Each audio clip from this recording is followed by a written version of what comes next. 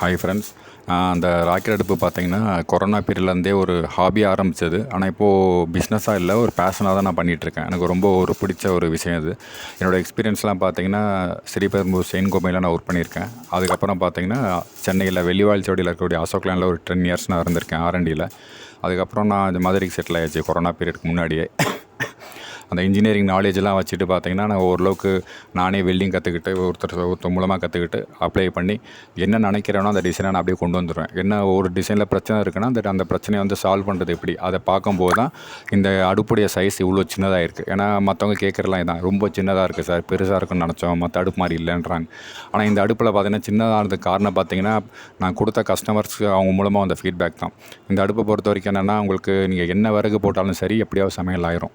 ஆனால் விறகு மாறும். அது வந்து கஸ்டமர்கிட்ட கொடுக்க போய் தான் தெரியுது.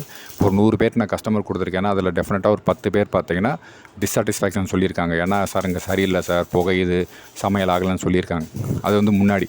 அதுக்கப்புறம் பார்த்தீங்கன்னா இப்போது அந்த புகையிற பிரச்சனை இருக்க தான் செய்யுது. நான் எப்போயுமே சொல்கிறது பார்த்தீங்கன்னா விறகடுப்பும் போயிட்டாலே புகையும், ஒயிட் ஸ்மோக் வரும், சாம்பல் லைட்டாக வெளியே வரும். நீங்கள் ப்ளோயரை ரொம்ப ஸ்பீடாக போட்டால் அமைஞ்சிரும், அதை பற்றி எரியாது.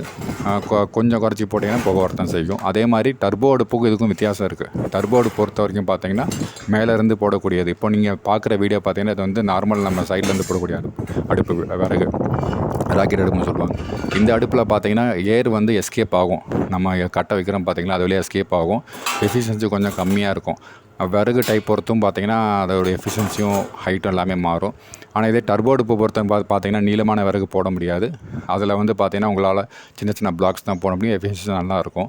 என்னோடய டிசைன்ஸ் எல்லாமே சிம்பிளாக இருக்கும். நான் பண்ணுற மாடல் பார்த்தீங்கன்னா 4 இன்ச்சு, 6 இன்ச்சு, 8 இன்ச்சு அவ்வளோதான். அதுக்கு மேலே ரொம்ப பெருசுனா என்னால் பண்ண முடியாது. நான் பிஸ்னஸாக பார்க்கல, நான் பேஷனாக பார்க்குறதுனால ஓரளவுக்கு பார்த்தீங்கன்னா எனக்கு வந்து 90% கஸ்டமர் சாட்டிஸ்ஃபை சொல்லியிருக்காங்க. மிச்சம் 10% இப்போவும் இருக்க தான் செய்கிறாங்க. அது இந்த லோ பட்ஜெட்டுக்கு, இந்த சின்ன சைஸுக்கு இதை விட என்னால் குறைக்க முடியல. இதுதான் ஸ்டாண்டர்டைஸ் இது. இப்போ உங்களுக்கு வேணும்னா வாட்ஸ்அப்பில் காண்டாக்ட் பண்ணுங்கள் ஃப்ரெண்ட்ஸ். தேங்க்யூ.